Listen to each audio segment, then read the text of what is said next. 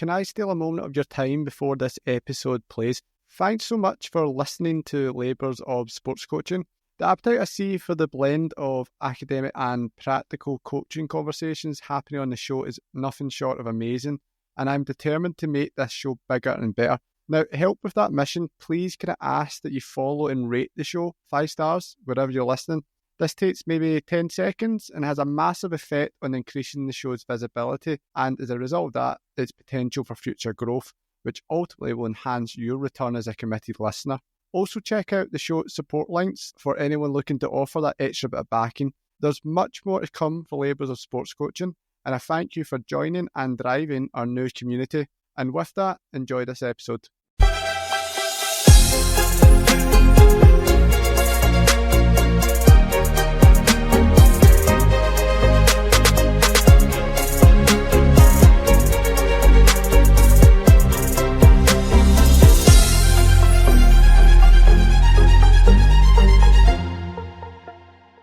Hi everyone, and welcome to this episode of Labours of Sports Coaching with myself, Mark Carroll.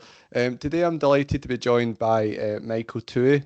Michael is head of girls football at Celtic Football Club. Michael, it's brilliant to have you on. How are you, just first and foremost? Very well, thanks Mark. Thanks for having me. Looking forward to what we're going to put the world to right in a coaching perspective here. Yeah, I'm actually really looking forward to this chat. I think for a couple of reasons. Just one, you know, you're a coach that I've known for quite a while, and I just think very highly of your competencies and your skill levels. But I think also your coaching journey is one that a lot of people can learn from, and just the fact that you've recently sort of transitioned roles from more sort of a senior coach and sort of in the performance sphere, still in the performance sphere even now, to now a sort of more academy lead, and we'll get into all the sort of different things and that's made you think about and how you've maybe approached your work in that regard. So yeah, I'm really interested just to get into that. I think maybe the nice starting point, Mike, it always sounds like a simple question, and I asked this really flippantly, and then I realised it's just quite a hard question. Can you start by just maybe charting your coaching journey today? I just want to if we can kind of talk through the various stages in your career and your development, and maybe we can see where there's some learning that could be gleaned from that, just to get the ball rolling a little bit. No, of course, more than happy to. I think as a number of young boys and girls in any country, obviously you're just football daft. You know, want to play it all the time. You know, kid on, you're this player, that player, and smash balls into the nets with your pals. So, to be honest, my first sort of experience of coaching came, believe it or not, when I was in first year at secondary school. I went back to help my old primary school, primary 6 and 7 squad, with one of my old teachers. I helped out with them on a Saturday morning. So got my first official coach's jacket at that point. Felt like I was the bee's knees and loved it. I think playing career kind of carried on. Well, maybe career's a bit of a stretch.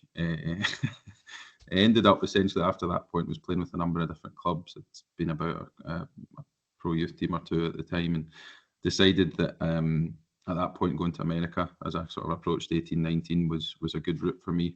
Firstly to progress in football, train football full time, but also to continue academically. I think the States has a really, really good system, strong system of progression of academics and athletics hand in hand, and you'll see a lot both on the men's and women's side of young players coming out of college going straight into the professional ranks. So it's the support of progressing both simultaneously.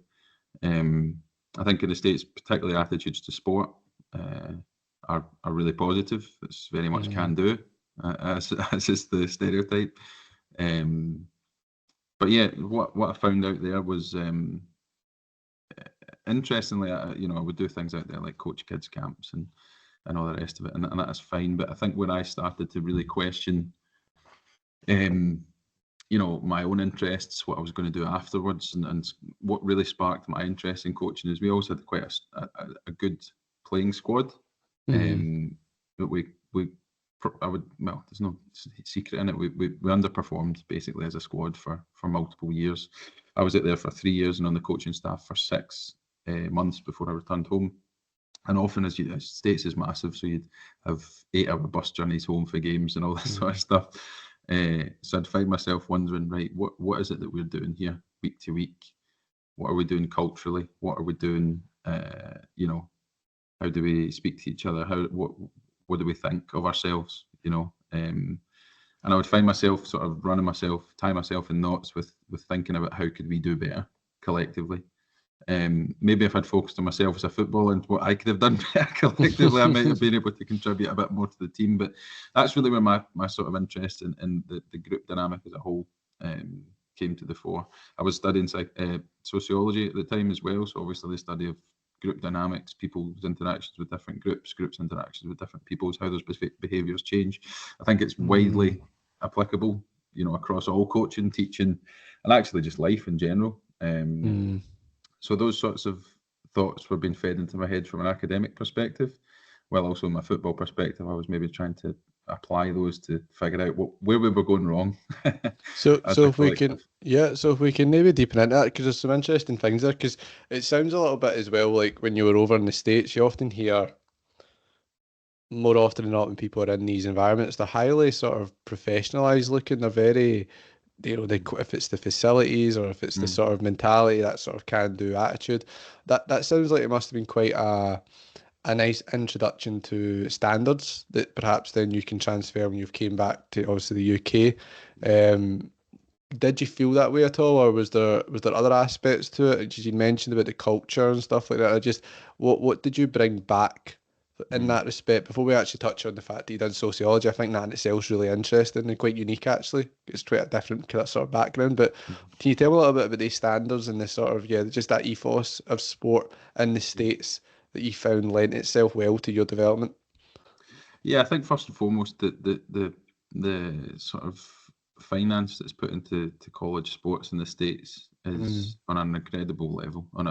It's we was really fortunate. So just a year or two before I arrived in Pittsburgh, University of Pittsburgh, they had just invested around $50 million in a facility for ourselves, women's soccer, baseball, softball, and ourselves.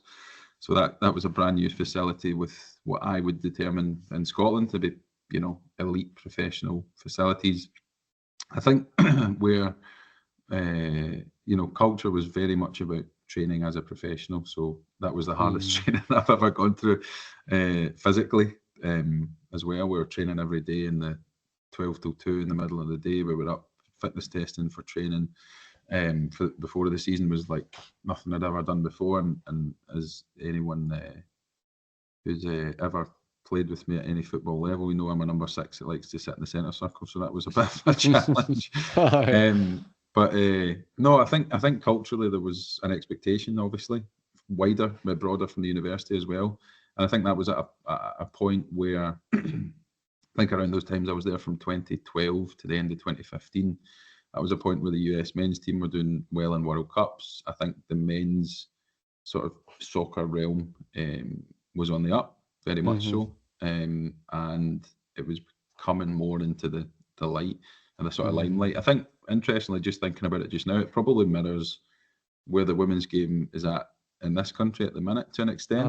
Maybe slightly different starting points for sure, but certainly an up and coming type time for the men's game as where I was in the States. Obviously, women's football, women's soccer in the States has got an incredible history. The trailblazers in a number of different ways, and the men's game was coming to the fore with those positive US national team performances. So, look, culturally, I think there's lots of positives from it. I think what was missing, if I'm honest, was the States. There's always a lot of spillover from other sports. And I think that physically there was loads of specific training. I was in the best shape I've ever been in and probably will ever be at this stage.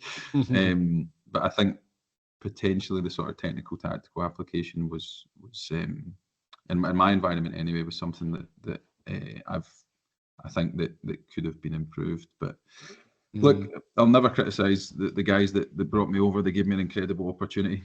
And I guess they helped indirectly start me off on the sort of depth of thought that channeled my direction for a career. That really helped me find something that I was obsessing about, that that I loved and that I, however it it formed and manifested itself, something that I was really, really deeply passionate about.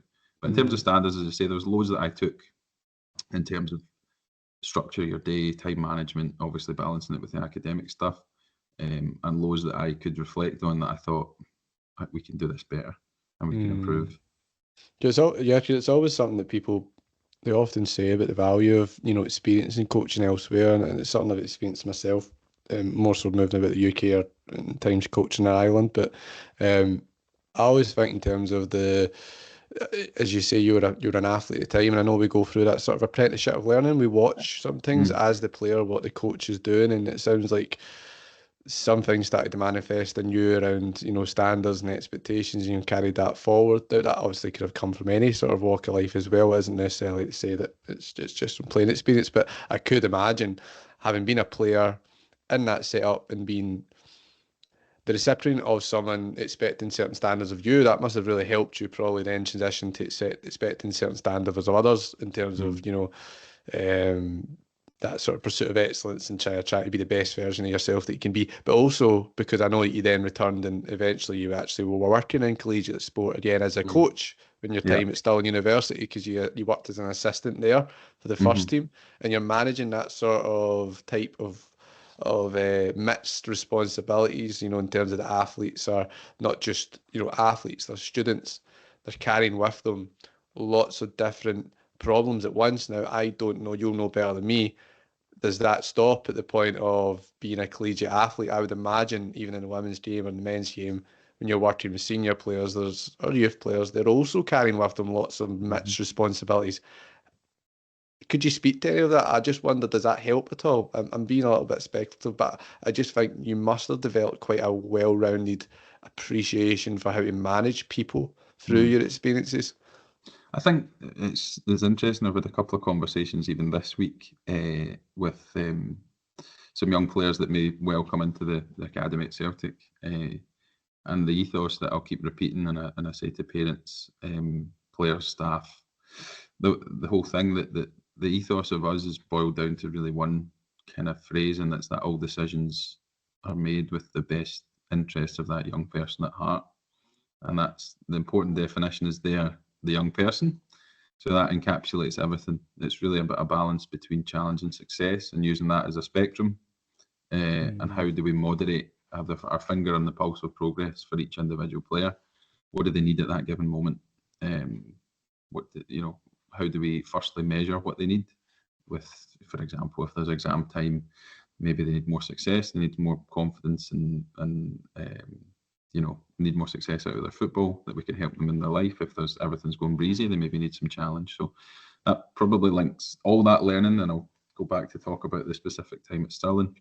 But all that learning for me has brought me to probably that point. So I think it's important to recognise where I'm at with it just now. That's not fully formed, and then I guess we can talk through how I got to that point, and you can maybe make your own assessments on how I've been shaped to get that point, to get to where I am. But yeah, that's the key ethos of how I'm taking things forward, and staff and parents will be sick of me saying that phrase. But yeah, no, you're spot on in terms of my Stirling experience.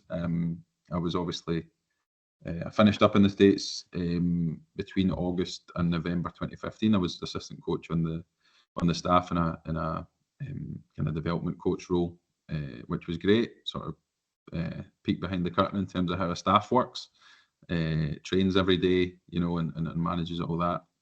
I was very fortunate as well when I came back to Stirling to do the Masters starting in 2016. First of all, met yourself. Very fortunate to have met yourself, Mark. But secondly, the guy that I went to Stirling for 1 year before I went out to America, just to sort of, stepping stone it, essentially, give myself an experience away from home, 40 minutes up the road, so that if anything was going wrong, I could drive back down the road to my parents. But sort of prepared me to go and do that. So when I was playing at Stirling there, my coach, who was my coach when I was playing at Stirling before I went to America, was coach of the women's team when I returned. So when I was there studying for my Masters, I was playing for the men's team under Shelley Kerr. And I started to help out with the women's team with Tommy Craig. So that was my introduction to women's and girls football.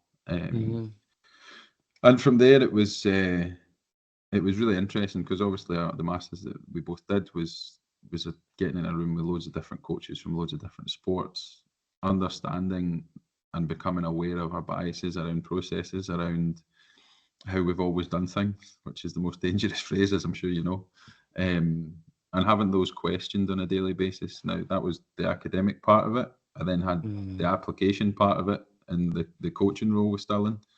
And also, I continued my playing career, so I was learning from Shelley, who's a vastly experienced coach, and Andy Thompson was the assistant there. But I would, use, as I did in the States internally, I would assess what they were doing, not in a critical way, just to understand more than anything else. Why do I think they're doing this?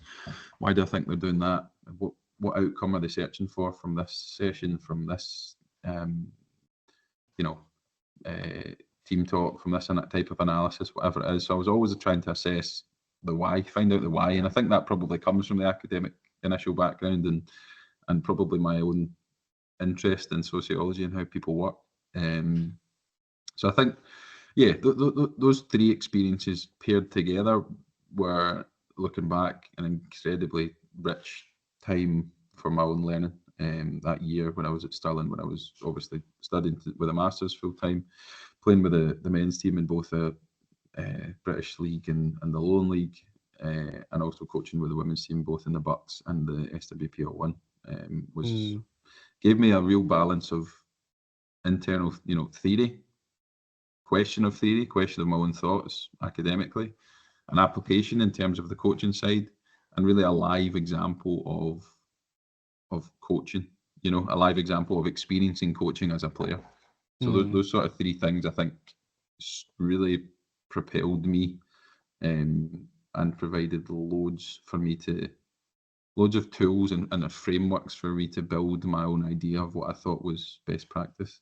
Yeah, it's really interesting. I mean, because I always think one of the things that I've always found important, and it's obviously for most similar, like having the same experiences yourself to some extent, that academic backing must, as you kind of alluded to, that introspection of your practice, but in a way that, because I wonder if you had a similar feeling to me. I always know my first exposure to sort of academic grounding in coaching was the main benefit wasn't as such wasn't as such even the knowledge you're acquiring, but being able to attach a certain language to your thoughts in a way that it sometimes unlocked a sort of, you might even see it like sort of tacit thought, that sort of, we aren't able to always verbalize the way we're finding things or how we're feeling or experiencing what we're seeing. And that, I think once you got the language, certainly for myself, it helped with reflection and connecting certain things. And I wonder just that's coming back to me as you're talking about things about how you were quite introspective and how you were aware. You said that word awareness.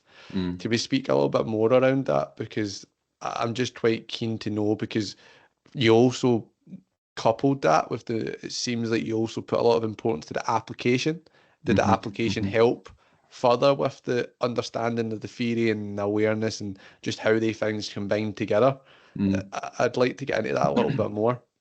Yeah, I think, and I was having this discussion with a couple of people recently, actually. You like, firstly, for me, the application, the way I would see it is the theory part. I think read as broadly as you can, experience as much as you can from an academic perspective. Even just the basics of, reflecting on practice, being aware of what it is you're doing, why you're doing it. For me, find the things within the academic practice that make sense and connect with you. And for me, the application part is then hugely, hugely important. So Yeah. Ultimately, you want to get to a point, as I see it, where you're applying theories for an outcome within a framework, but the application, it's almost as if you wouldn't notice those theories are being applied. Does that make sense? So it's boiling broad, sort of big theory down into minimalist application. So is the coaching process bringing in the theory as opposed to the theory leading the coaching process? I think it depends on the outcomes. I think, for example, for us just now, I'm placing a high premium on relatedness. So for us at the moment, it's about identifying with what the Celtic Academy girls section is, and involving everyone within that, giving them some tie and link to what it is we're doing. Now, we can link all the principles of that back to your self-determination theory and all the basics of it, but in practice, I need to find a way to connect with everyone that's involved in this academy, whether that's parents, staff, players. I understand that all the players are always going to want to play with whatever club they see is best for them. But collectively, so not only is it about really tying them to something here and getting their investment, it's actually just getting their feedback as well. So I think that comes from an academic background as well, as actually just the thirst for, tell me what I did wrong, tell me what we can do better, and acknowledging that that's not a weakness. So we have coach forums, we have parent forums, we have staff forums, player forums, and we'll always collate that feedback. So in doing so, not only am I getting feedback that helps me improve from a vast range of people and background, but I'm also giving them an investment in what it is that we're trying to do. So for me, it's the application. The theory doesn't do anything by itself. Do you know what I mean? There's no, unless you run with it and apply it to your framework in a way that you think is going to positively benefit the young people and the environment you're trying to create, then theory will always be there, and you should always challenge it and look more into it. But the application part for me, and I think, as you say, that linking back to my own journey, that's been really at the heart of it all. I've learned, I've been learning the application, the theoretical, so academic sort of principles, and always trying to, with that framework, reflecting on actually what is it that I'm in when I'm a player, when I'm a coach, what does it look like, and how would I change it? And I think that's really ultimately it. You see lots of top coaches now say, just be you, be the best version of you, and all this sort of stuff. That ultimately with coaching is that fluid and interchangeable that it's there's no book that will tell you how to be a good coach.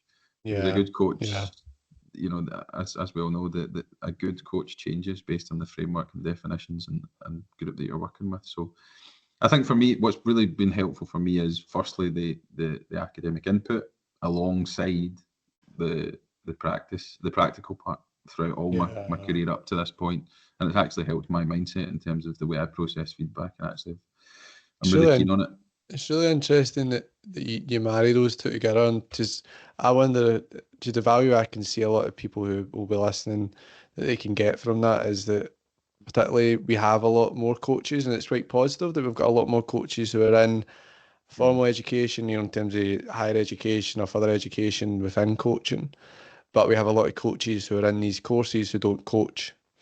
And I think it is probably to the detriment of their learning and their appreciation of what works and what is just an academic framework that's been made by academics to be released in a journal that's read by academics that is just rubbish. And I know that, and I don't say that like casually. I mean, being an academic, I know that there are certain things that are far too idealistic, and it's and if it's not that they haven't been fully understood, they've certainly not been given enough critique to actually challenge the aim. And you mentioned that word, to challenge the theory into advanced theory. We need further auditing of it in terms of in a professional setting, to then you'll start to understand what works, what doesn't work, when it should be applied. The fact that it's not the only part of coaching, there's a framework, but that's written in a silo, and coaching's just all these different things.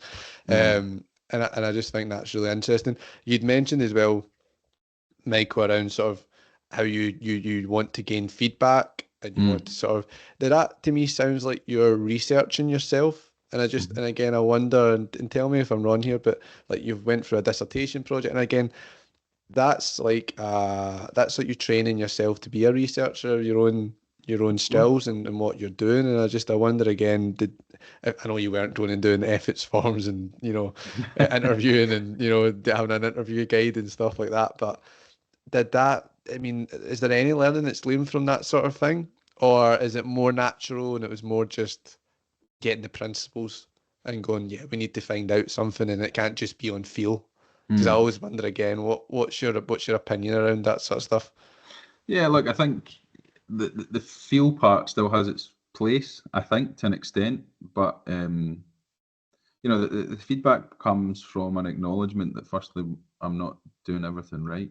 You know what I mean? And I think that's, I make mistakes all the time, every day, as everyone does. And I think that just comes down to help create the right culture of our definition of failure. So the feedback, in terms of feedback, I'm really clear on it. We've got loads of different expertise within the group, whether they're actively involved or a bit further removed, whether they're parents or whatever. So why don't we use that? Like you say, it's about collating. It's essentially self-critiquing, self-assessing. I mean, I work very closely with our wellbeing officer Morag, and any feedback that she receives from parents forums or any forums, I'm generally not interested too much in the good stuff, because generally you get a sense that you know really when something's working. I want to hear what we can do better on, and that's ultimately the kind of culture I would like to set for the players that I'm working with, the staff that I'm working with as well. Always trying, and it's not in a negative sense, not to beat yourself down, but it's just to chase the next level of improvement that we can make. And I think that comes from an understanding of, I suppose the what we're trying to apply, how that's been informed by academics, and how we can best make it better for the young players that we're working with. I mean, that's ultimately what we're all doing here. I get we want things for ourselves, and that's fine. I've got no problem with people being ambitious by any stretch, but never at the detriment of the young players that you're working with. That has to come first. And I think that's that's where the theory part sometimes misses out. I think is the why. Why is this? Is this relevant to making things better for young players? If the answer is no, then what's the point? Well, did you not say, you were speaking about it earlier, where you were talking about how you almost you have this sort of holistic approach to stretch and support? Because you mentioned, is it the right time to make a kid, feel confident? Is it the right time, based on other things going on in their lives, to make them feel more challenged? Is that part of that? I'm seeing a bit of resonance between that. It sounds like that's your emphasis on the why. Why are we actually doing this? Is it this needs to be more individual, or it needs to have a bit more purpose to it? Yeah, I think that's it, and really, it's as you say. Look, the I guess from my background, I suppose thinking about it just now, is that my mum's one of 9.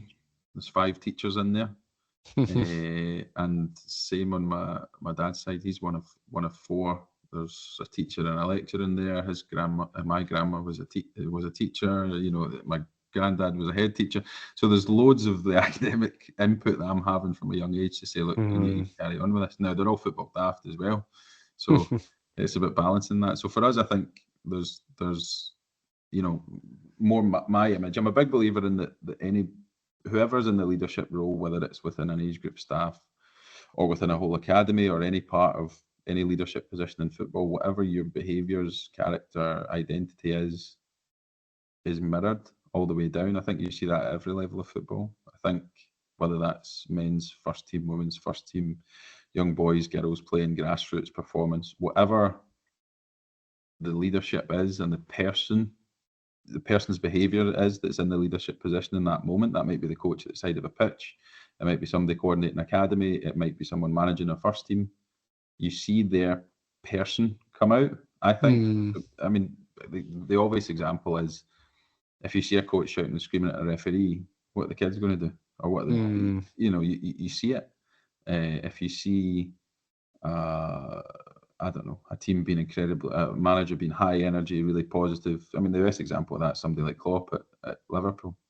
You see the energy that he's given onto the pitch, and I think it's really important to recognise that you're mirrored in that. So I guess reflecting on where I'm at now, I think what we're seeing is probably a bit of reflection on my background coming through in terms of the thirst for feedback, managing everything as within the young players, the education part, the social part, the football part, and having to balance all that and give them support with that, because that's what I've done really, I suppose, throughout my life and academically and in terms of career in football. So I think those two really link well. I think you see the sort of manifestation of a person's character, identity, and values, and often experience through their work and through whoever they're in a leadership position with. So,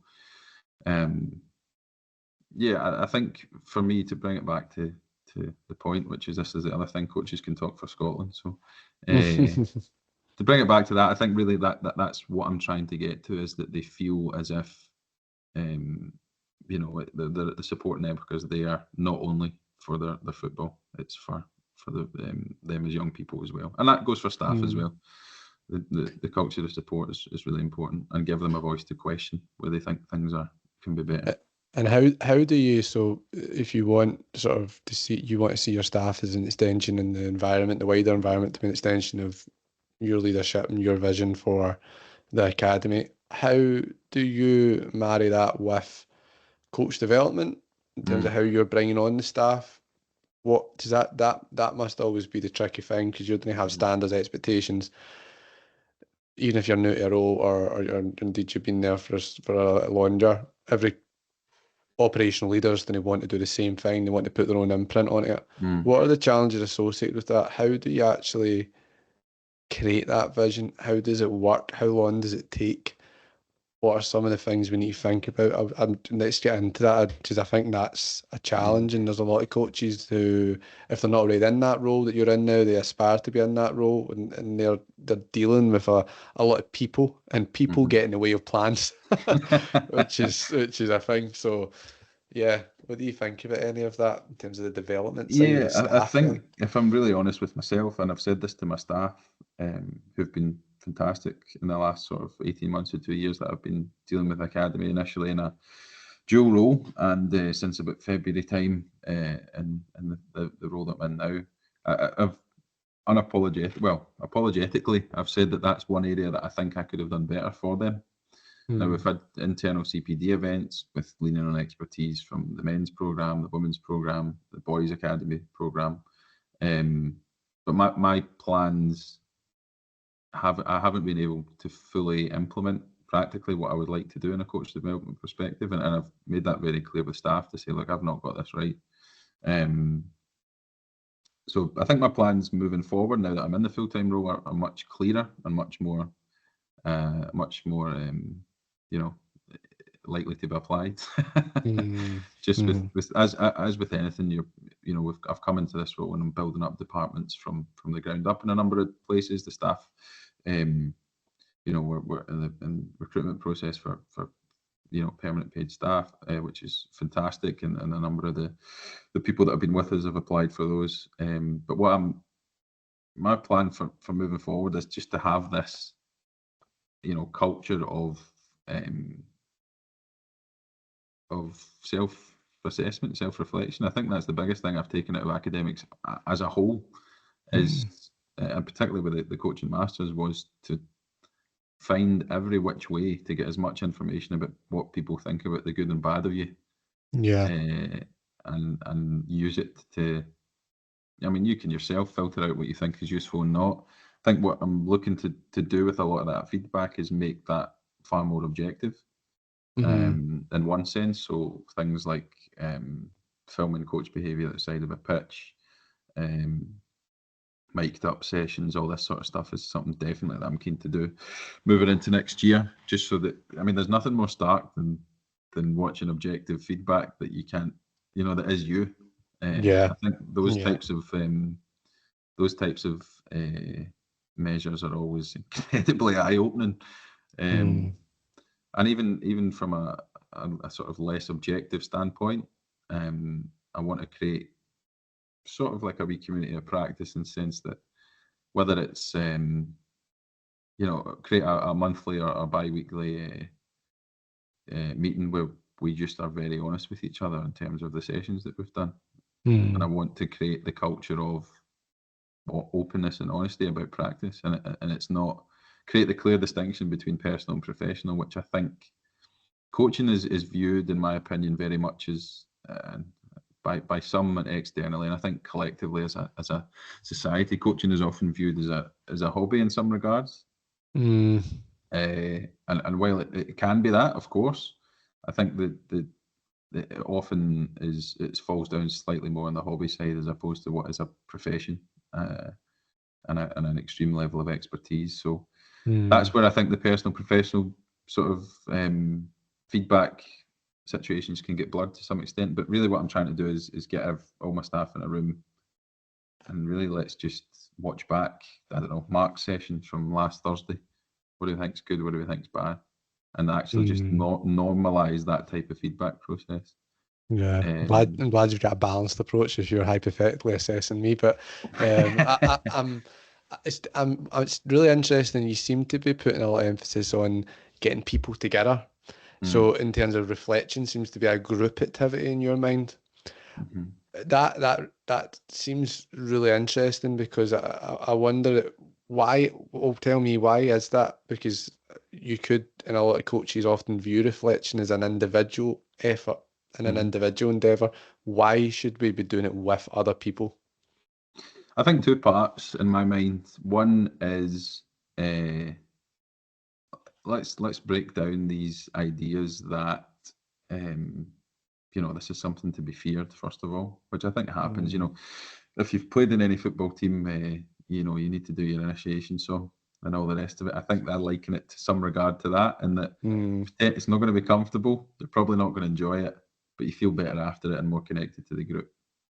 So I'm a big believer that I think vulnerability, or showing vulnerability and accepting vulnerability and things that you're not good at culturally, or in your practice, that's an opportunity for a connection to be made. I think Jesse Marsh particularly talks about that quite a lot during his time. I think it was in Austria when he was learning German.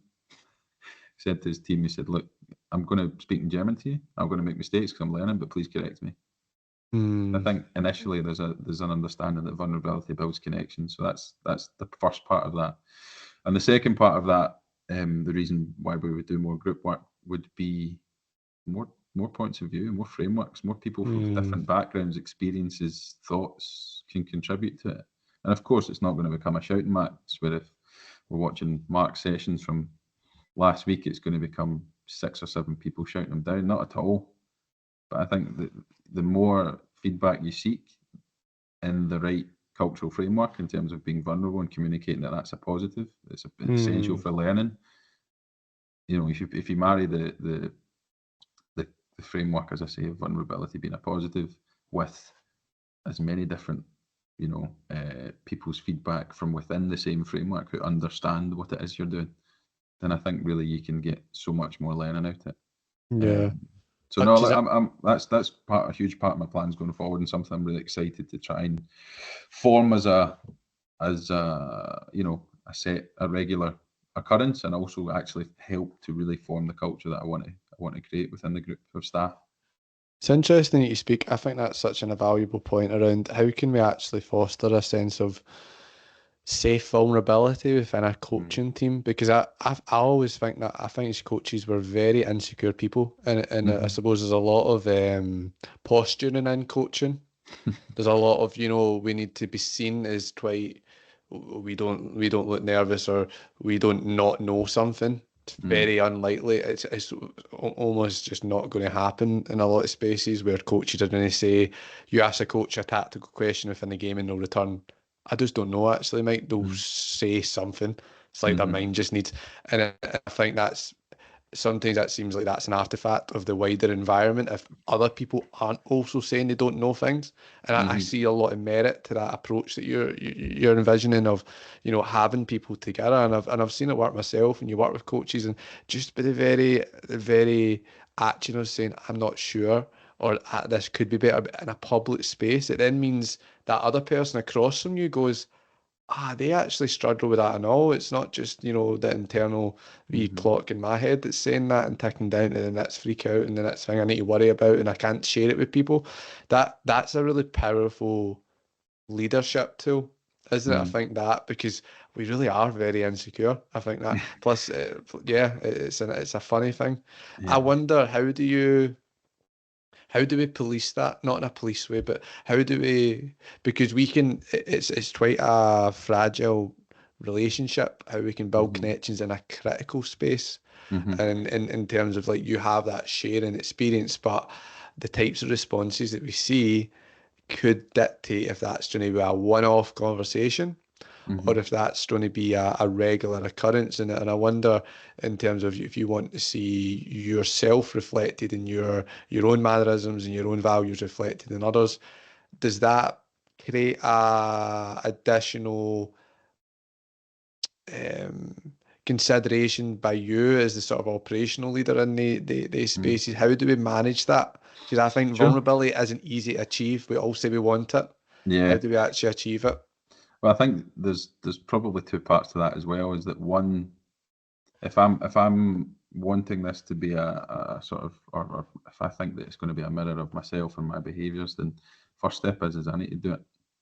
So I think for me, first step of that group, and that was part of my plans of those sort of group coach self-assessment, would be, let's evaluate a session I've taken last week. So for me, critique it, guys. Critique it. And then for me, I think separately, once we've maybe done a few more once other coaches have had this same type of experience, we've kind of got this up and running. I think from the start, it's really important that I as an individual then provide, those more informal feedback to those individuals off the back of those more formal group discussions. So it's really about covering both bases. And I like I said, I know it's relative to people in terms of young people and young players in terms of the ethos of the whole academy. In terms of, like, I'll bring it back to this all the time. All the decisions are made within the best interest of the young people. But for me as well, that extends to staffing, whether they're old or young. Well, I'll put that out there, with parents and players, and rightly so, that all the decisions will be made with the best interest of the young people at heart. When it comes to me managing the staff, it's the same for me. All the decisions are made with their best interest. Now, as we're saying with the feedbacks and circumstances and frameworks, and the vulnerability that's attached to that, from a place of insecurity, which is probably more of a fixed mindset within the peacock and stuff, but we'll get onto that in a minute. It's up then to me to balance the level of sort of critique in a positive way with also, again, it comes back to that spectrum, success and challenge. What does that individual need? And I know we spoke about it from a player's perspective, but for me, my job more specifically is then about, in a staff context, is about what does that staff person need? Have they been feeling a bit down? Is there stuff going on in their personal lives with their other job? Is there, what do they need in that moment? Now, it'll never affect the level of clarity that we give on the feedback, but it's just how that's put across, and then how separately, away from those group discussions, I would manage them as an individual. But yeah, I think the insecurity one's interesting. I think you're right. Coaches are naturally insecure, and we feel often bound. Our success is often bound to the results we have, which I think I'm really lucky and fortunate to have had the experience at Stirling with yourself and the other group, that that was literally voicing your opinion in a room of 20 coaches, and be prepared to take the counter back, or the So I think that formulated a lot for me, and really it's about what we also see in coaching, I think, is it is posturing. That's probably the best word for it. But ultimately that comes down to the why for me. So what are we doing it for? What is your why in coaching? To have the most likes on any social media? Is it to feel good that you're better than others? Is it to what is it? What's the why? And ultimately for me, I think if the why isn't about improving the young people you're working with, improving yourself, acknowledging and being aware of your strengths and weaknesses, then I don't see you in the right sphere, if I'm honest. So can we tap into that selfishness sometimes? And I say it very loosely, selfishness, but I always think about, and your vision will be for an academy, or the next coach and would be their visions for the club. I always wonder, is there merit sometimes to try to actually double down on a coach or an individual's selfishness, because we are about self-subsistence. It's about, it's natural, I think, for people to sometimes care about Mm-hmm. their own interests. And I always wonder, and certainly it's something I found helpful in the past, is that sometimes it's better to ask the coach about what we can do for them in Mm-hmm. their development and in their Mm-hmm. career and their trajectory. And then sometimes by extension, that allows them to do what we need them to do for us. And Mm-hmm. it's sort of that wider approach. It's interesting you mentioned about you clearly care about the individual's needs and the individual staff members' needs. Is that part of that conversation sometimes? Is that I just wonder if Yeah. what your opinion is of that. I feel like it can No. have value. Yeah, no, certainly. So look, ambition. There's nothing wrong with ambition, but I think it comes about the how do I. So, goal setting's a dead easy one. You set a goal and then you Mm. work your process to get there. Similar to, I think it really mirrors coach development for me. Really mirrors player development in a number of ways. In the sense that Mm. if we are chasing an end goal, a result, a title at youth football, for me, then we're not going to, we'll lose a lot of the development points. We'll lose a lot of the steps in between that we need to tick off and sometimes miss them out completely. Whereas if we say, if we're focused on an individual or a team or individual's development, we make progress, and ultimately, as a result of that, we achieve a goal. So that's focusing on the next step as opposed to the end goal. So for Mm. me, if a coach says, "Oh, I want to be a first team manager by the time I'm X age, whatever," for example, or I want to achieve X qualification, okay. Well, instead of thinking about the end goal, what's the next step towards that? Mm. And instead of it being a race to the finish, it's just let's keep setting step by step how we get there. So for me, I would always believe that whether it's idealistic or not, if I've got if for example I'm a younger, well, still I like to think I'm still somewhat young, but if I'm a younger coach and I Oh, say you have to say by that, otherwise I can't that's say that. Oh. if I say that, yeah, exactly, that's it. We're both knackered then. But no, if I, for example, if I say with a younger coach, look, they come to me and say, look, I want to be a first team manager by the time I'm X. Well, how do we do that then? So ultimately, it's about doing the best job possible, developing all your skills, taking on tough lessons, experiencing loads of different circumstances, support through those, instead of just going, I'm not in a first team. That's not good enough. I'm frustrated by that. Does that make sense? So the Yeah, mirroring a for me hundred for me in percent. terms of the players' development, like I've said in youth football, that there's still a balance to be struck between results and development. I don't see that as a one or the other type discussion personally. It's all about how it's framed. I would see a similar sort of framework and process for staff development in terms of it's not one or the other. I'm chasing this, so I forget the now. No, it's the now to get you in that direction. Does that make sense? No, do you know what's very interesting about that? You don't often really hear that. You don't often hear people paralleling player development, staff development. Just I think that the more popular rhetoric in it, and to some, I think both things are true. Like that, playing and coaching are different things. Mm, However, this sounds like more of a reminder that the same expectations you set of your players towards standards of excellence are the same expectations you should set for yourself and that you should maintain. Because I think mm, you'd mentioned around, you've already kind of spoke around mindset at times and where you felt someone's quite fixed in a mindset. What do we mm, say to players all the time about learning, about mm, taking things in the chin? I don't think a lot of coaches sometimes follow through on that themselves. And it's interesting that because we this is where it's sort of about walking the walk, and that to me actually being explicit about that, about how you maybe set the expectations not as a player expectation, not as a staff, but as an academy, as a culture, as a club expectation. mm, And I suppose you've been embedded in a club, in Celtic Football Club, for over 5 years now, mm, and that is a I don't think there is a player, and you'll tell me there doesn't seem to be a player or a coach. This seems that there's a club pursuit of excellence. mm. Is that true? I mean, I'm an outsider and I'm looking in, but it's just interesting when you're saying those things. It makes me think about those aspects a little bit more deeply.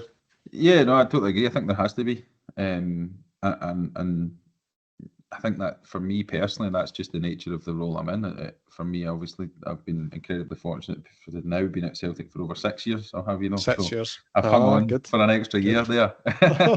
there. But no, look, I think that. Like I said, that probably just comes down to the personnel that are in the building. Like I said, you know, the people in leadership and management positions, they, whether that's within the business at the club, whether that's within the football department, across men's, women's, boys, girls, this is everyone's, we're mirroring all of that, and everyone, as you say in there, is pursuing the best we possibly can be. And I'm excited about it. For me, it's, if I'm speaking personally, I've absolutely loved my time at women's first team, which was incredible. We got to, firstly, I got to work with some fantastic people as staff. I got to work with some fantastic people as players. Still very close with a lot of them. Experience cup finals, European football, big games. So fantastic, and now to be able to apply that to what is my own project within an academy perspective and share that knowledge with staff, players, while also them helping me get better on a youth framework. Because I want to get to that. I definitely want to get. I want to get to your previous experience. Can we stick? There's one little other thing I want to come back to that you said, and it sounded like you were talking about goal setting, and it seems like you're asking staff to think not just at the macro, what they want to be in 10 years' time as a first team manager, but what do they need to now? And the reason why I find that really interesting, it seems like a very mature approach, is that I think a lot of staff the first time, but sometimes it's a symptom of experience or lack thereof, but a lot of people the first thing they'll tell you is, I want to be a first team manager. And sometimes you'll know better than anyone in your own coaching journey. I think we all start with that. Sometimes we want to fulfill it, and that's fine. But it takes a while sometimes for a coach to understand where they fit. And I think we can be too caught up, particularly in academies, about trying to get to the next age group and the next age group and the next age group, and we sometimes lose sight of what actually matters and what will open more doors, and it's often just increasing your quality and your skill and your process, and that doesn't always mean that has to happen hierarchically. No. It's a flat sort of space. It really is. You move across, you don't really move up an academy. And I just wonder, because I wonder if you can maybe speak a little bit to some of the challenges in that operational role, because I wonder if that seems to always be something that comes up a lot, particularly in academies, is that in terms of the management of staff, it's very difficult to get staff to value being where they're at and be okay with learning in that space and becoming the best in the country at under 11s. Be the best. Like we can still aspire for excellence, but be the best under 11s coach in the country. Not a lot of people are able to really get and I understand it. It's probably because, well, how's that going to help me be a full-time coach and this and that? But where is the value in that? If you do see there any value in that, I wonder, just the way you're talking about goal setting was really intriguing. I just want to know if you can speak to that a little bit. I would 100% agree with where you're at, and I think that it comes back to the same sort of thing. We've spoken about how the feedback processes would work, whether it's a group dynamic, but ultimately it all comes back to the same sort of thing. It's an awareness of what you're good at, what you can improve on, and ultimately what the requirements for each age bracket are. For me, I see that, I don't see any more value in our oldest age group coach than a youngest age group coach. They are equally important in a young person's journey. Now, I understand that the closer you get to first team, there's more sort of glitz and glamour around it. You probably have maybe better, I don't know, match facilities, and you've probably got a couple of games in the telly or whatever it is. There's other glitzy perks that you can point to and say, okay, fine, that's maybe why people want to be there. I suppose the level of, the balance just shifts. For me, obviously funnily enough, you still see the same exercises and the same fun wee games and races employed in first team training as you do at our youngest age group. Because ultimately, at the end of the day, everyone started football because they enjoy it. So the root of that has to remain constant for me. I understand there are outside pressures and other external things that contribute. And look, I've been totally guilty of that in the past, 100%. You get caught up in a title race, or you just end up acting out of character because the pressure's on. And like, I've done it loads, and that's something I will always look back on, I'm sure. But no, like in terms of the value of each staff, it's, as you say, it's about marrying skill set to the needs of the role, the needs of the young person. Again, all decisions are made for the best interest of the young person. and for me, the staff person as well. So, who's best equipped to manage a 12-year-old for a year? Who's best equipped to manage this? And it's not a case that an older player doesn't make you a better coach. Might make you slightly different, and your expertise are slightly different. But ultimately, I don't see it as a hierarchy, as you say. And again, as we progress down a route as a staff of self-awareness, of more greater understanding of where we're strong, where we can improve, like the more we're aware of what we're good and not good at, the better we can cater to our young players. Yeah. And it's not about, I don't see it as a race to the top. Now, I get that there's benefits to it, and we're really fortunate here, whether it was Fran as first team manager before or Elena now, that we will have those coach opportunities, so they get insights into what a first team looks like. That's not to say it's black and white, copy and pasted, and we take that back to our under 13 session, but just I think it's important to see the end point of where we're trying to get the players. But again, that comes with it has to go back into the lens that we're working at. All those principles have to go back into the lens that we're working at, and I never see that as I certainly don't undervalue a younger age group based on the fact that they're working with younger kids. And as you say, I think that's just a communication thing. I think there is this idea, and this is where, to be honest, in the girls' game, I'm really quite excited about the direction of travel, is because we do have a bit of a blank canvas in some regard. There are learnings to be taken from boys' football. If I'm honest, there are learnings that I wouldn't take from boys' football.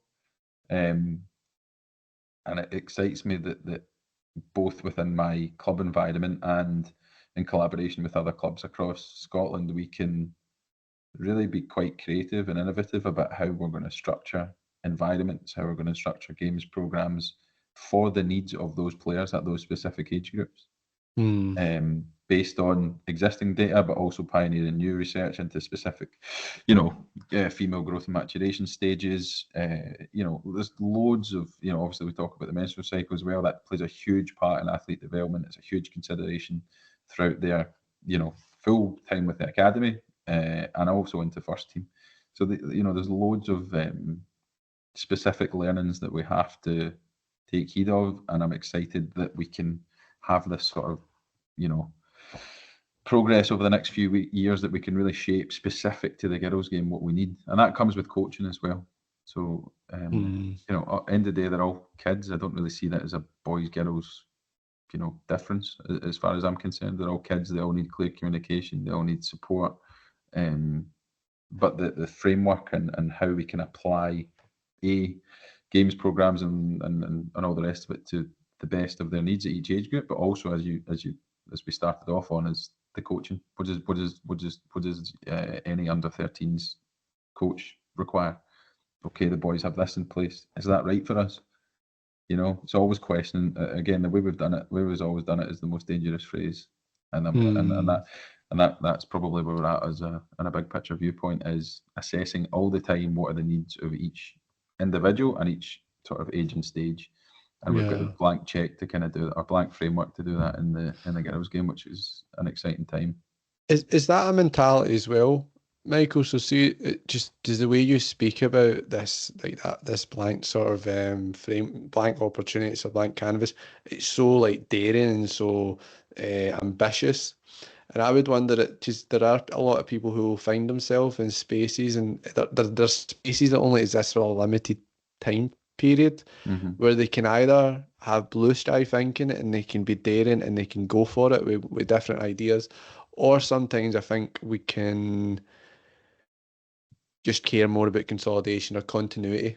And I always wonder, I'm thinking for people who are maybe about to transition into similar operational roles, that it's probably a much safer thing to think just about continuation. But I wonder, is that a mentality difference? Is to someone to think that way, or someone to go and do something different and be bold and to try? Because there's obviously more chance of failure, but it's like, of course, that's, you're not going to achieve anything if you don't, try and do something different. I see a lot of mentality with you that I wonder if that's came from prior experience, even with first team or whatever. Would you say you're that's something that happens everywhere, or would you maybe say that actually, as I'm saying, some people do it and some people are a bit safer in these space, the opportunities? I've personally always been, more of the belief that, like I said, your behaviours are mirrored within your young players. If you show confidence and allow them to be brave, you'll see that on the pitch. And the same applies to me in terms of structure. So again, it falls back to the same idea, whether that's, speaking within my own club, whether that's speaking nationally with other clubs about how we form things. All decisions have to be made with the best interest of the young players at heart. So if that's not our guide, then what's the benefit then? Why are we doing it? So I think really what you're getting at for me is really staying really close to what your why is, assessing that all the time. But for me, and then aligning your actions towards that. So what's best for our under 13s nationally? Might get it wrong, but we've had a right good think of it, looked at the data, and here's what we've come up with. So particularly looked at other countries, we've taken in collaborations, and on this, Scottish FA, Michael Tuohy at the Scottish FA has done a fantastic job of collating a number of insights from different nations about how they do their youth development. Where are we in comparison with them? Now, it's not a case of blueprinting and just picking that up and plopping it down here, but we need to be cognizant of where we're at internationally. Then where are we at nationally? Clubs will discuss what we think is all best for elite youth talent development. And then at the sort of micro individual club level, we have that. For me, I'm very much that nothing. And again, ultimately, a lot of this all falls back into what we like and what we are like as people, what we're like as our values. There's nothing that gives me greater satisfaction than seeing young players being really brave, and that's not flying into tackles and heading balls offline and all the rest of it. It's actually just taking risk. Because for me, that then shows that they're willing to fail. And it really just comes down to then the how failure is framed. There's not been a player in world football, men's or women's or whoever, that hasn't experienced significant failure. And actually, one of the guys that works in the men's B team is Mark McGregor. I don't know if you know Mark. Okay, yeah. So he's doing some studying into kind of causes, or not causes, but shared experience of players that have made it to professional first teams on the men's side, and some of the studies are really, the findings are pretty interesting. Not finished it yet, so I'll not spoil the ending, but a lot of it's to do with resilience, overcoming difficulty. And really that just comes to an openness to it in the first instance, So yeah, I'm certainly not scared of failing, and that's not an arrogance thing. That's genuinely about self-development, and all of us are in a space, I think, I know in the girls and women's game, having spoken to a number of the clubs, and all of the clubs actually in the next gen environment, that we're all aligned in that we want the best for the young players. And I think I think that's really important to stay aligned to, and where we're at. It can get into political, and then you get money involved, and people want this and they want that, and I get it. I understand why. It's a self-sustaining thing. I get it. But really, we're in a really privileged position just now in Scotland in the girls' game, where we can form this purely on the basis of the best interest of the young player. Do you know what I find really, really inspiring, and it's such a simple thing. Just you keep coming back to that about the best interest, and it's so obvious this is like a really strong anchor point for you. Now, I imagine, does that make not things simpler, but just things are complicated, but there must be a real value to that, because I could see that this is how you think through every decision possible, like that coming, because I don't think a lot of coaches have that. I think coaches probably need to find their own anchor points, certainly if they want more consistent behaviour, and if we're wanting to build towards some. Has that helped? Because I don't know if this is a deliberate thing, but when I see returning to that phrase, it's becoming more and more useful to me as I hear it, as a way it's making me think about what is the one thing or the core philosophy of thought. And is it something that's a succinct phrase that I can repeat and I can use as my anchor point? What do you think? Is that tell me what you're thinking about, because it seems to be coming through, and I think that's really useful. Yeah, I think it's kind of where my initial vision was on youth development anyway, having been out of it for a good while when I first came back into the academy. But ultimately, that's what we're trying to do, trying to provide, what I think that there's a number of success points and success outcomes for us in the academy, and one of them is obviously a first team player at Celtic. Fantastic, of course, that's why we're here as an academy. But another one of them is in 15, 20 years' time, they look back on their experience and say, they look back on it fondly, say I learned loads, say I enjoyed it, say I made pals that I still speak to. And that is encompassed in that best interest. But no, I totally agree, and I like I've kind of alluded to as well. I'm not copywriting that and saying you can't have that. That's mine. But I think you almost need to find your own in a sense. Now I get it's a genetic. I'm not saying this is mine by any stretch, and I know that this is really at the root of. I would like to think this is really at the root of why where all youth development clubs are, regardless, grassroots, performance, elite, whatever. That it's about the young players. Of course it is. But I think that's it. It's really just comes down to direction of travel. I think you, as you say, your words, your actions, your behaviours, they need to have a direction. And as you say, anchor point's probably a really good way of putting it. It's the same, I suppose, of a training session.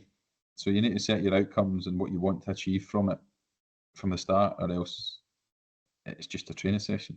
Yeah, I mean, I mean, you've got me thinking. I mean, so what is similar as what I can be to how you think a little bit is one of the things I've got into a habit of doing is I repeat 3 words to myself before I start any training session, any interaction with players. When I get out of the car, I always think challenge, support, care. And that's led me for certainly in the last 5 years as I've started to say that.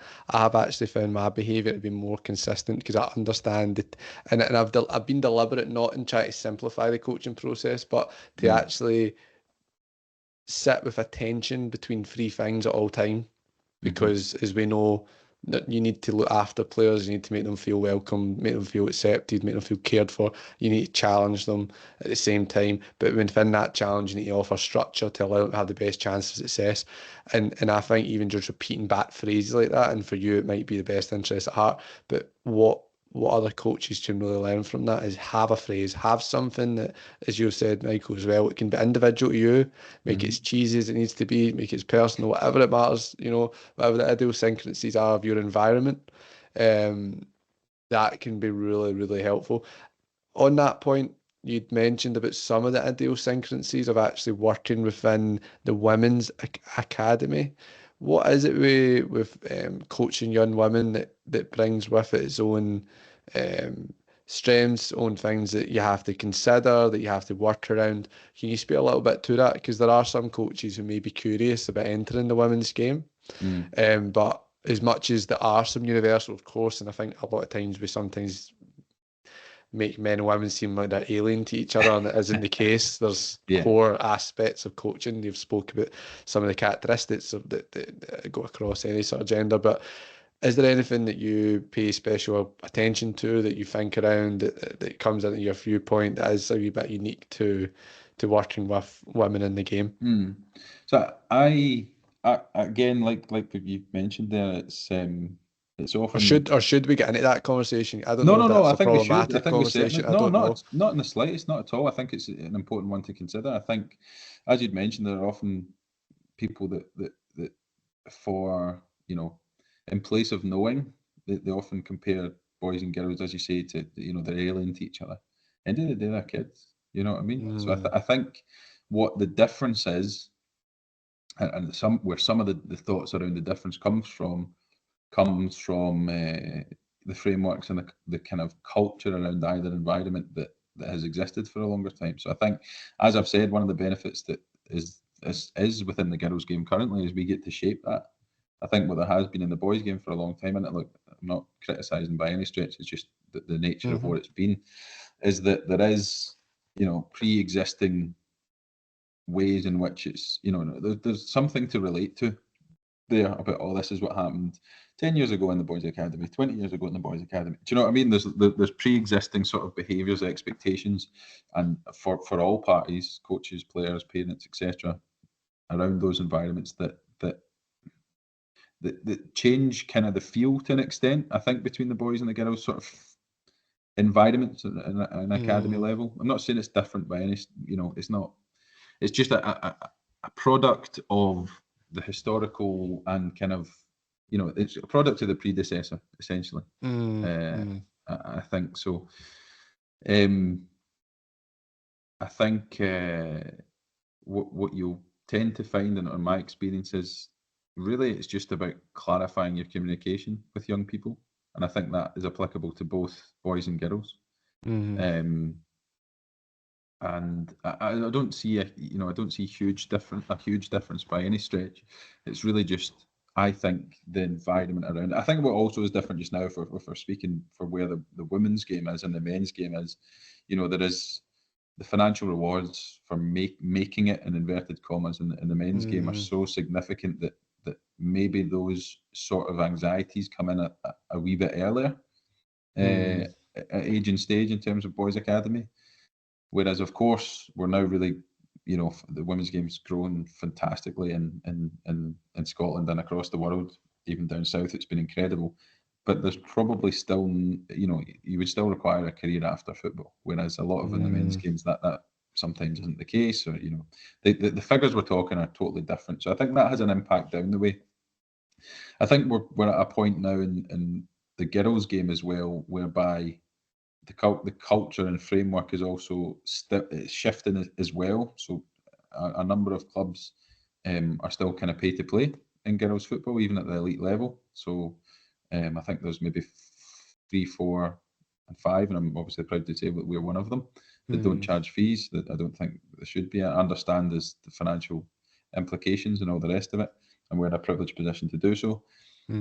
However, that interaction and that sort of relationship from a parent to an elite talent development club, if I'm paying for a service, is totally different than if in the boys' game they aren't. Now we've done that since 2020 when our women's first team went professional, so that's changing. So I don't think, I know I'm getting away from the ultimate point here. What I'm trying to say is, I think ultimately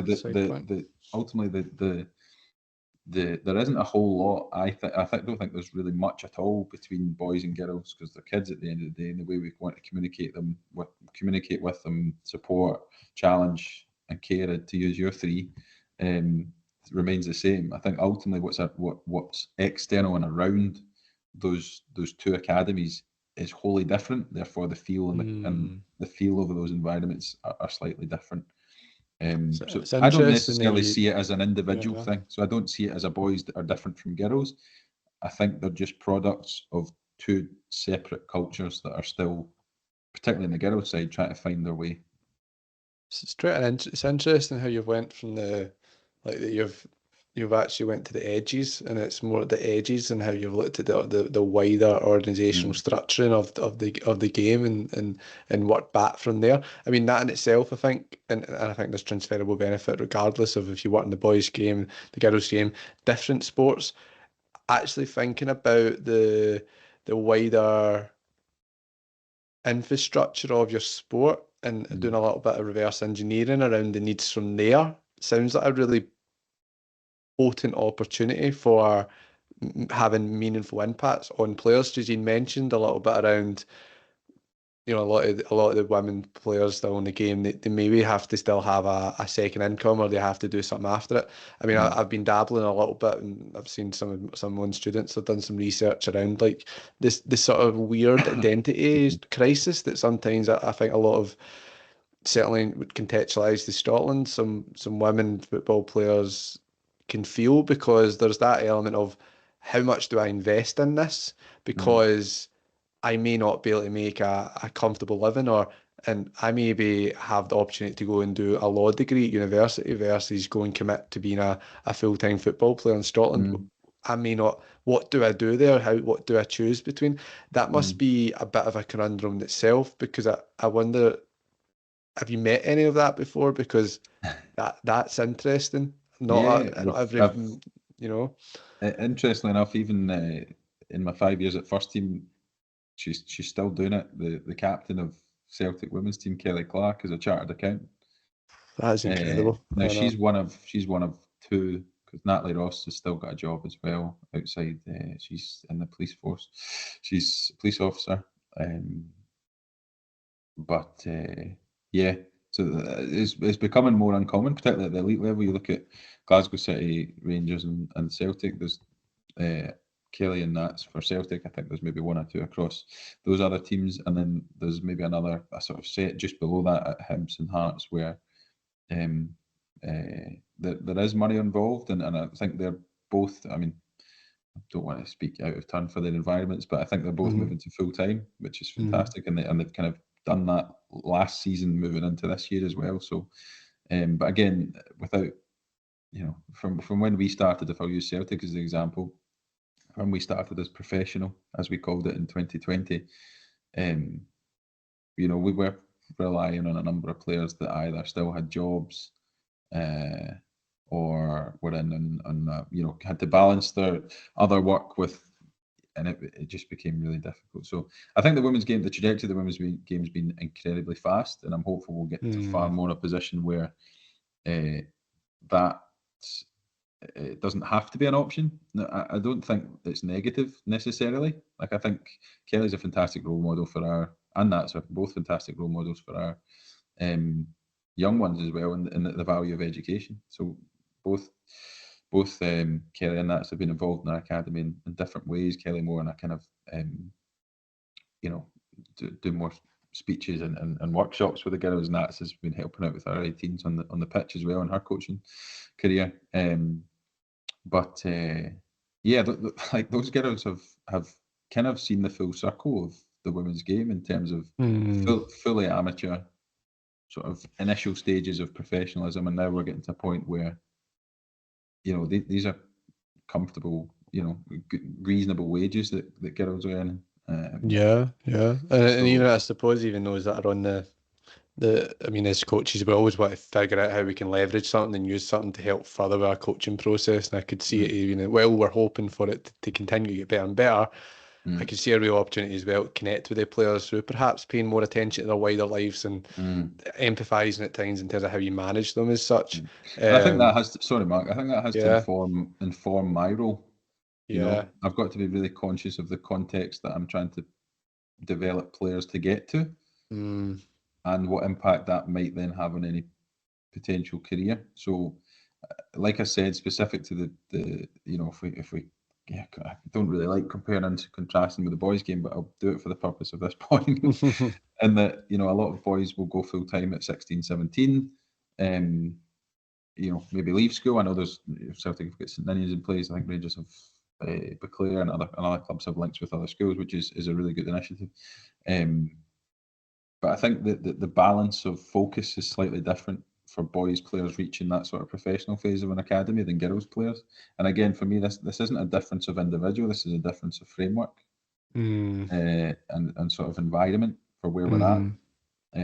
So again, a part of our exit strategy for players that we think maybe need more time or are potentially better in another environment, either on loan or permanently, will include support through options like America, like I've done in terms of scholarship options. Where I know that's that it is different and it's tailored, but again, for me, that's more environmental than individual.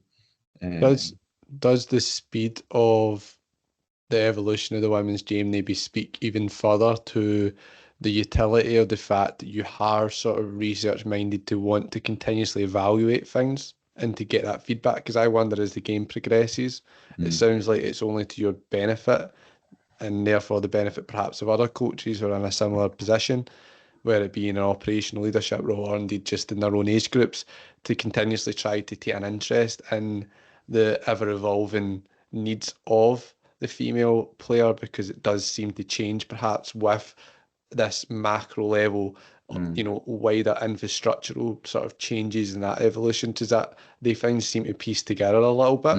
It's not necessarily something that may be a bearing on you in your day-to-day practice, but I wonder if this is annually or this is something that we should be checking in on as part of our maybe group reflection or as such.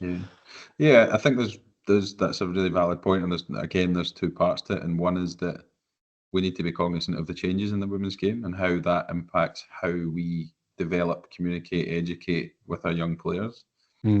But the other part of that for me is that we don't lose sight of the whole person in favour of the football. If it does go down a route where there's potentially more finance, or the rewards are greater, that we don't get over focused on that end goal. And it's the same as I've said in player development. It's the same as I've said in staff development. Our end goal might change largely. But ultimately, it's about ticking off best practice in every way we possibly can up to that point. I think our focus is very much on may have an end goal in mind, which is, I don't know, for a 15-year-old girl at Celtic, for example, it might be to play at first team at Celtic. Okay, well, how do you do that?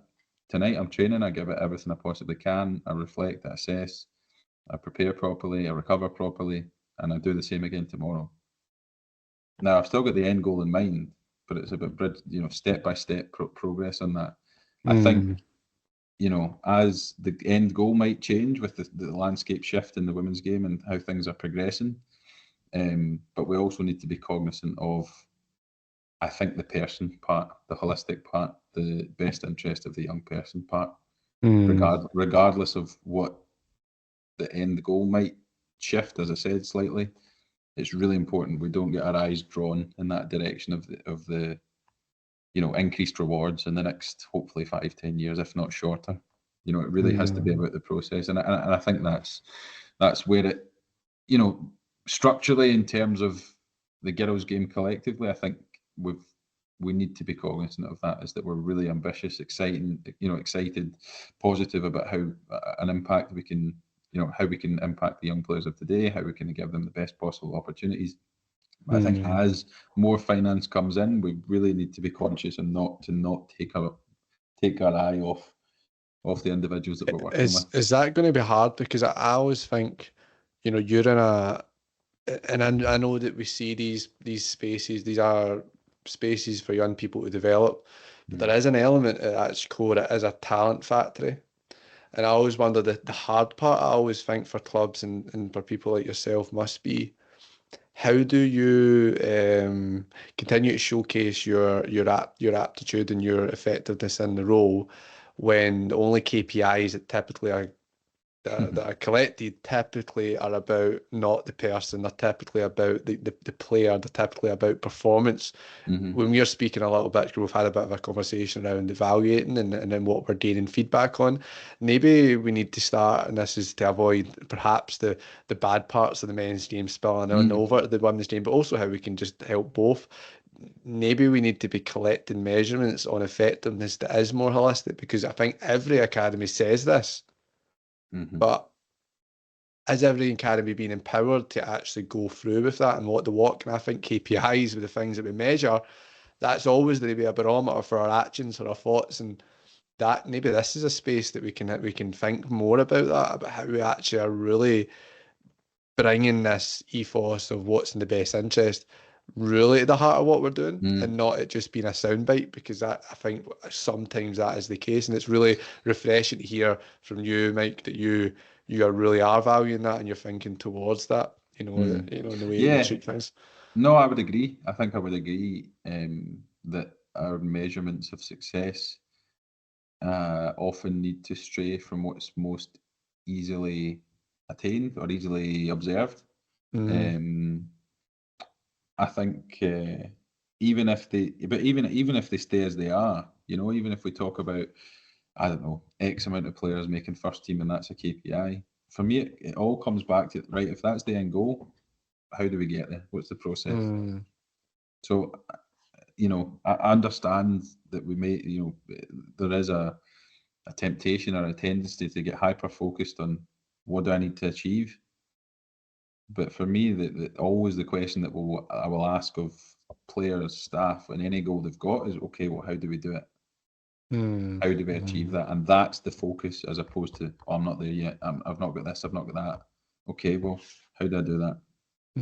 What have I done in the past that worked? What have I done in the past that didn't? How do we make this better? Collectively, we have a discussion around with any individual, whether that's a player, their family, whatever, about how do we build in step by step, day by day, to get to give us the best possible chance to meet these end goals. Because ultimately, the only thing in football, and this is a stupid phrase, but the only thing in football is that nothing's set. The only thing that's predictable is unpredictability. So we can do all of this, tick off every step by step, and it still might not quite happen for us because of the external factors. But for me, it just comes about right. If I can be satisfied that I've ticked off everything I possibly could, then I can make my peace with it. And it kind of sounds like you're coaching there's a value around coaching the player to set these targets themselves, because I think we can make assumptions about a young person's capacity to not look in the future, because I think that's often been seen, it's found, but actually I think in the current generation they are very aspirational, but they don't always know how to connect from their goal to the outcome, and that can't be assumed to take that planning of the meso to the micro can't always be assumed to take place naturally. But even like you said, it's unpredictable and there's things that will change, but there seems to be a real merit in trying to coach players and thinking about the connections, so that when things do change, maybe they don't need you to continuously then guide them and they can start to make these adjustments to themselves. Yeah, and that's ultimately it. Was we're trying to, try to develop young people to a point where they can, there isn't, the handbrakes come off, not the handbrakes, the training wheels come off to an extent in terms of their own decision making process. That we give them the tools to plan, to think about process, to think about, we give them the framework for their decision making, and ultimately it's them that applies it. So I think that's my main thing. I think if we goal setting is brilliant, but the process is the most important. It's not the goal. It's not the goal. The goal is not, in my opinion, if it's ambitious enough and it meets a kind of, I said to when I first came into the role, I spoke to all of our staff, and we were setting sort of short, medium term, long term targets, and then we would outline the processes. And the longer term ones was just think of something that you think is wholly unrealistic. Right now that you feel like is a million miles away. Okay, so that's then guides us, and whether that's, I don't know, whatever it might be, a full-time B team at Celtic, or on the women's side, or I don't know, whatever it is, it just that then guides us in our daily, but it guides but doesn't detract from our focus on the daily. I would say. No, it's an excellent view on it. So I'm conscious of the time we've got left. So enough about youth development. I want to talk about trophies, winning trophies. So I want to talk a little bit about your experience in the senior game, at an elite level. This is which is something I've been really excited to kind of hear a little bit about. But what is it like, basically coaching at that level, and how do you coach? And this is more, I think what you can bring here, and what I'm really interested in knowing about is you haven't been coaching. You haven't been coaching the last 5 years, or at least since 2018, when I know you joined the first team setup. You're not coaching for participation, or you're not even just coaching any old group of players. You're coaching the best in the country. How do you approach coaching in a different way, or in the same way? How do you coach for relentless winners? So Celtic won the Premiership this year, and this was a huge achievement. How did you reach that point? What is the day-to-day coaching process that helps equip that winning mentality and that relentlessness that's obviously proved itself over the course of the season? I think from my end, as a coach, looking at those years, has made a hell of a lot of mistakes. Aye. Both in probably what my perception of elite was at the time when I first started, and now what I think the reality of elite is now. Okay. Or a clearer picture, I think, based on the environment that I'd got experience of. I think there's a few parts to it. I think it's still, I think initially I if I'm honest, I took it, I don't want to say too seriously, because I was always serious about doing my work, and I still am now, but I think I overestimated the element in which everything needed to be, everything had to be business, everything had to be, quite strict and firm, and again, I'm happy to admit that was the wrong approach. I think ultimately the same principles that I think and believe work now are what work in an elite environment. I think the only difference is, or one of the differences is I think you still need to form the same. Really, you need to get people to buy into the group, people to feel part of it. Again, it's the same spectrum of challenge and success. What does an individual need? I think that, in my opinion, management or elite sort of level teams, it's big about narratives. I think narratives are really, really important when dealing with the full group. And this is probably where my sociology background comes in. Now that I'm thinking about it, is actually just creating narratives. I think there were a few occasions. So, well, I guess this is one of the things sort of on my experiences of the elite environment. Is one was fine margins of narratives can have a huge impact. So create, I think you saw it fantastically well with this season with the Celtic men's team, and I think you saw it. Let's look at the past 2 seasons of the men's team at Celtic, and I'll touch on my experience of the women's team after. Narratives are vital. So you look at Ange. What was the first thing he said when he came in? Ange Postecoglou was, "We never stop," and that landed, and it stuck with it, and it becomes, like I spoke about that a coach or a leader, putting their character and values and embodying that in their team. You see, even with Brendan Rodgers this year, we'll write our own story. Celtic come alive at this time of year. There was loads of little nuggets of narrative that helped control the noise around the group. So I think internally, the process is largely where I see it. Care for the individuals, challenge them, support them. I think externally in an elite environment, controlling the externals is really important as well. We had that on a few occasions. The other thing that I think has helped us to win is losing. Okay, yeah. There were 2 occasions before this season that we'd lost the league title on the last day of the season. One was just was relatively cut and dry. We had to, well, actually, I think it was 21-22. We had we had to win by more than 4 on the last day, and I think Rangers and Glasgow City were playing each other. We needed Rangers to either take points off of Glasgow City. What also didn't help is the night before we had that was during the end of COVID. Excuse me. And we had, sorry, that was 2021. Anyway, it doesn't matter a whole lot. We had 7 players ruled out with COVID or close contact the night before this game on the last day of the season.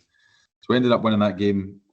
Glasgow City beat Rangers, so we lose it in the final day. I think the real one that's been the driver was last season. So for those that don't know, we were going into the last day of the season. We were playing at Celtic Park against Hearts.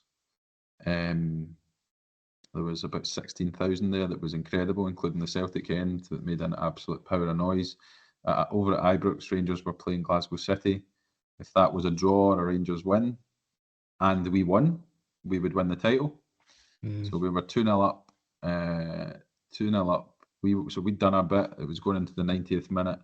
In the 92nd minute, Glasgow City scored to win the title. We were then told that Rangers had scored. That was ruled out. So within the space of 2 minutes, you go from you're winning it, you're losing it, you're winning it, you're losing it. And actually, again, speaking about narratives, for me in an elite environment, we had the Scottish Cup final the next week against Rangers. So for that group to pull together, rally together, determine, and it all just comes down to internal narratives, at that point. So I think for me, the elite is a combination of all the good practice that we see and just a little bit more people management. How can you light fires under people? How can you, use external noise to your benefit and control narratives? And ultimately, look, at the end of the day, it's still the fun part. We still need the fun still has to be there in playing football. Yeah. So no, I think my experiences at first team were fantastic, an incredible group of people, both players and staff.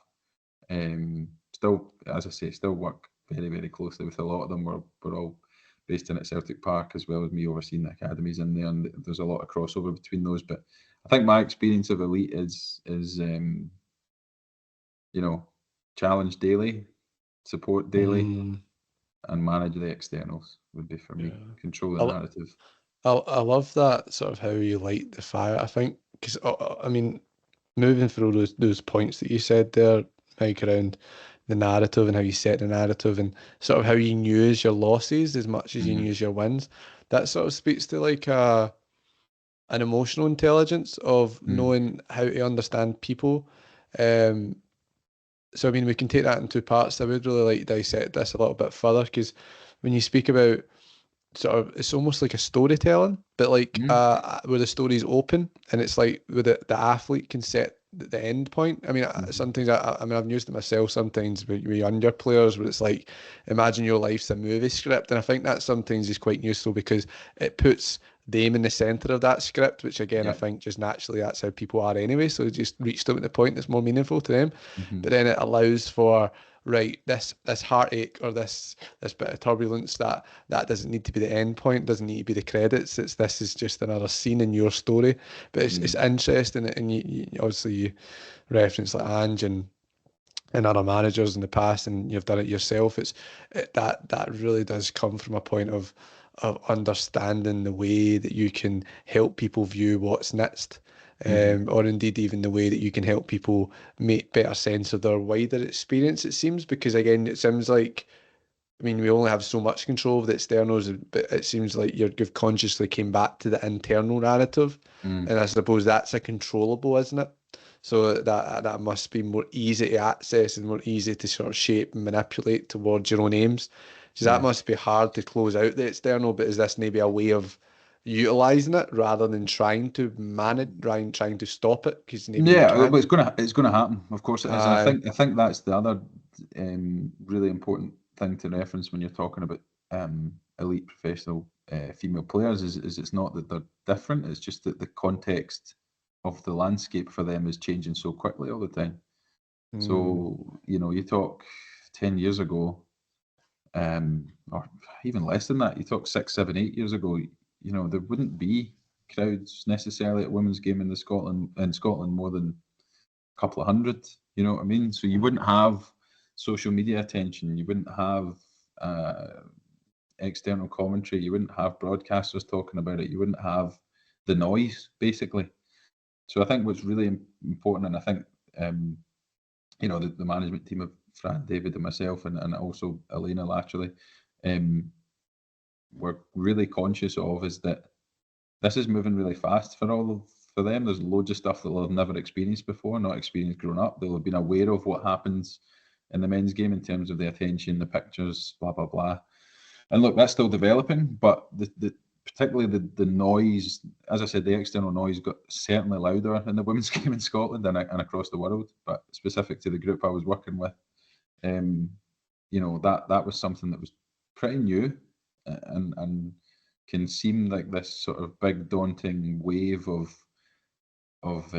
judgment, whether that be positive or mm, negative. And it's often in the extremes, as we know around football, whether it's you're the best thing ever if you win and you're the worst thing ever if you lose. mm. So I think that was a key part of um, of managing that, was acknowledging it and channeling it into something positive within the Yeah. internal environment. A lot of people would normally want to suppress a loss, and you hear it sometimes. It's like, and it's advice you hear bounded about all the time. Focus on what's next. But there Mm, seems, and it sounds like from listening to you, Michael, there's actually a lot of value to sometimes staying in the present and staying mm, in the suck fest and staying in the feel and embrace negative emotions. Sometimes, and then mhm. that can light the fire to don't get back into there. And that maybe, if we Yeah. skip ahead too quickly, I think there's a fine line between forward thinking and Mm, being rational about the fact that it's not the end of the world and actually not being reflective enough to aye, actually help increase your capacities. And we need to be careful, it sounds like, when we're doing of that with players, course, that we of don't go course. towards one No, end. I think it links back to something we said earlier, and that vulnerability is a great connector. Mm, And it can, whether we're all feeling a bit vulnerable after a loss or things not going great or whatever else, we stick to the process of what we would do things. It's just that the narrative changes slightly, and we need to adapt to cater to the players best. I think that you know, um, because the environment is ever changing, it's growing so fast. It's really important to ensure that it doesn't become overwhelming to players mm, and staff, for that matter. mm-hmm, mm-hmm. So Yeah, I think that the the internal control of external factors is a key part of, in my opinion, sort of first team environments. And look, that's not saying we got it right every time by any stretch, and that's a key part of all of this, is that we got it wrong plenty. Got it wrong plenty, but on a few occasions we managed to get it right and came out with Scottish Cup, League Cup, and a league title they finished off with this season, which was fantastic. So as well as some European exploits that were unbelievable. It's just, I look back, even Norway this year, and I know this is the same, and I'll predict it now that they will do the first team, even though I'm not directly with them anymore, that they'll do fantastic in the European realm this year, because we had some failure last year, and that we won our first ever game. So in the women's game, it's slightly different. So if you finish second in the Scottish League, you get dealt a tough draw to get out of a kind of qualifying group of 4. You must finish top of that group. So last year we were in with Brøndby, Vålerenga, and Minsk. So first round we're tied against Brøndby, or paired against Brøndby, who I believe were top seed. Ended up beating them 1-0 for our first ever European win. That was incredible. And then that Saturday we were against Vålerenga in Oslo. So again, the girls were incredible, fantastic. We ended up going into extra time at 1 each. Had a couple of injuries through the game to adjust to. That was difficult, but we got there. And bear in mind, this is a team full of players that are on multiple times what our girls' salaries were, have played at some of the top clubs in Europe. Go up, win, score in the 116th minute, and then concede a late penalty to go to 2 each and lose 11-10 in penalties or whatever, something like that. So again, so off the back of that, if I'm looking at track record of response to failure and sort of, as I said, lighting fires under people, we had the lit fire under them last year for the nature of the league title loss, and I've got no doubt moving forward this year that controlling those narratives around what's happened in the past, the girls will push on to do even better. It just speaks again to the fine margins, I suppose, at that level, and the complexities therefore of coaching at that level, and that's where I really value, and I'm really appreciative of your insight into that. I'm conscious of the time, so I've got one sort of final question that I'm quite keen to ask you, and again, Mike, take as much time or as little time as you need to answer this. We've spoke a lot about sort of your vision, and obviously now you're in an operational leadership role within the club. So it's in that sense you've got that autonomy and agency to go and carry ideas forward. However, your time in the first team, you were an assistant coach, and I always wonder, what does it take to be an effective assistant coach? Because you're trying to realise someone else's vision, and you've obviously been fortunate enough to work across multiple managers, and I just think I don't want you to leave us before I can ask you, what does it take to be that coach, to be that effective assistant coach and helping us realise other people's vision and ambitions, and what does it involve, that role, to do it well? No, that's a really good question. Obviously working across 3 managers actually at the first team. 3? Oh yeah, yes. Oh, yeah, it's been 3. Great. So it's Eddie Walecki Black I worked at the first with, then it was Fran for the largest chunk of my time, and then I spent it with a month or 2 with Elena while still transitioning into the role I'm currently in. But I think the main thing is ask everything you possibly can in the first instance about what that vision is, what the vision is. So if you're essentially going to be tasked with formalizing a lot of the training content, a lot of the messaging, a lot of the again, probably narrative around what this idea is. So you need clarity, you need to know that inside out, firstly. The second part for me is that you give honest feedback, you give honest assessments of scenarios, because like anything else, it's easier to avoid the difference of opinion, the confrontation at times, but it's far less valuable. And actually, like I said, if your intent is to contribute to something positively for players, for staff, for a club, you're dead. You're not doing your job really if you see something that you think is different. Now, ultimately, you need to respect that the manager makes the decision. Don't be a yes man. Yeah, basically. Yeah. But you also need to acknowledge that you're in that role to offer your opinion, your expertise, your contribution to something bigger. So yeah, I mean, it's different. I think learning them as people and assessing, well, even sort of forming your own insight into what, how those characters are as people, as Mm. managers. What do they like to do? What do they not like to do? Where can you fill in the gaps in terms of their expertise or help to fill in the gaps?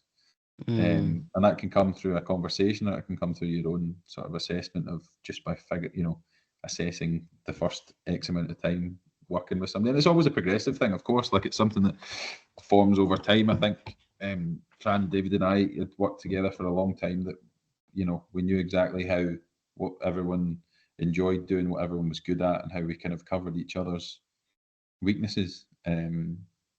Again, probably got it wrong plenty. Well, I know we did get it wrong on plenty of occasions, but no, look, but like I said, some of the those conversations with the three of us were, a fair few times a week. They would be not confrontational, but certainly with a real difference of opinion, Mm.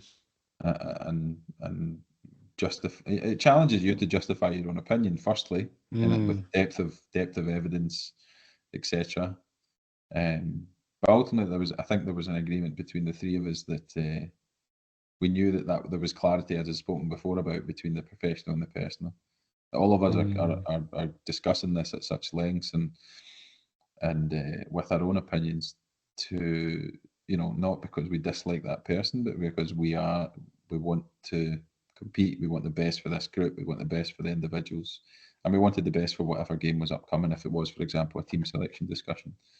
So I think there was always a respect and an understanding that Fran knew that we wanted the best for the group, cared deeply about the group, and but ultimately we respected that he made the decision. So he's probably sick to the Mm. back teeth of us, but but Yeah. no, No, it was it's a good dynamic. no, it doesn't. I suppose it speaks volumes to the importance of maybe that trust that's really apparent there, and that sort of shared And that took time, to enterprise, I be fair, as well. suppose. Look, Yeah. that's not something that's formed immediately, but again, there was an interim period where Fran was kind of assessing whether he was going to bring in external candidates or stick with myself and David or one of us or whatever. And really, like I said, with these sort of end goals, of course I wanted to still be part of that. But for me, consciously, I was like, right, I just need to do the best possible job I can do today, and then the next day, and then the next day. So, like, we talk about this goal setting stuff. Of course, my goal was to be part of that coaching staff, and I was fortunate enough to be given an opportunity to do that. But it can't. If I'd have just kept my eyes on this end goal, I would have torn myself to pieces. Uh, Mm.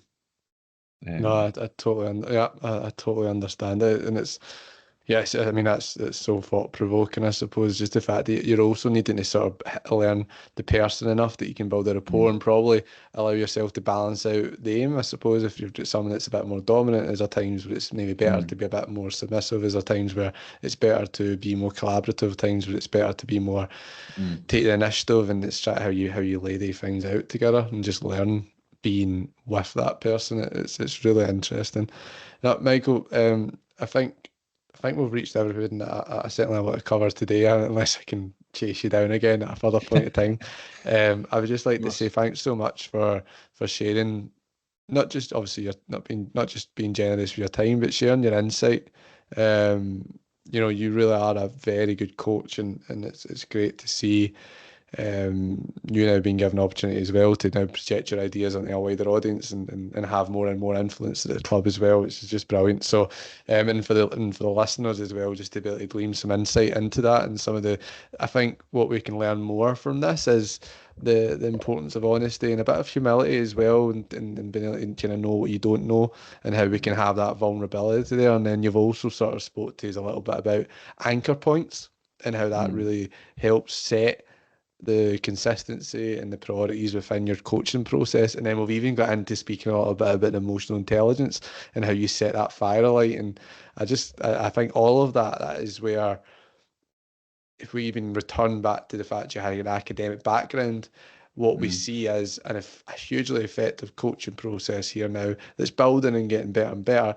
Now, it's been aided, I think, by your academic background, but it sounds like it's the marrying of those two that is just really helping set you apart, and at least in your own journey. And again, I say that we all come from different walks of life, and I've had conversations with Craig Clark in previous episodes, where you could be that coach that's just at the coalface and you've just developed so many hours on the park. You can be that coach that has came from a more of an academic route. You can be that coach who's more known for their athletic pursuits. It's that diversity of person, clearly, that allows for, if not just a synergistic effect of as a team, how we can operate more efficiently, but if not that, at least thinking about ourselves as individuals, we can get better and better. And you've also spoke a little bit about reflection as being that sort of silver bullet to that. How can you get better faster? It seems like if we can be reflective more based on your experience, we can be better faster. So just again, look, that's just so many notes, so many things that have came through, and I really value that you've shared some of that with us. So yeah, unless there's anything else you've got to say, Mike. No, I appreciate it. Like, these conversations are always really, rich and learning for me as well, and thought provoking from my end. So it's it's a two-way street. This isn't certainly. I'm not here to tell everybody this is the gold, the silver bullet, as you say, and that this is an answer. The answer. This is purely something that I'm kind of figuring out as I go through a number of different feedback processes and other experts in the field. So I think that's one of the only certainties in this sort of thing, is you need to just keep learning and seek it out.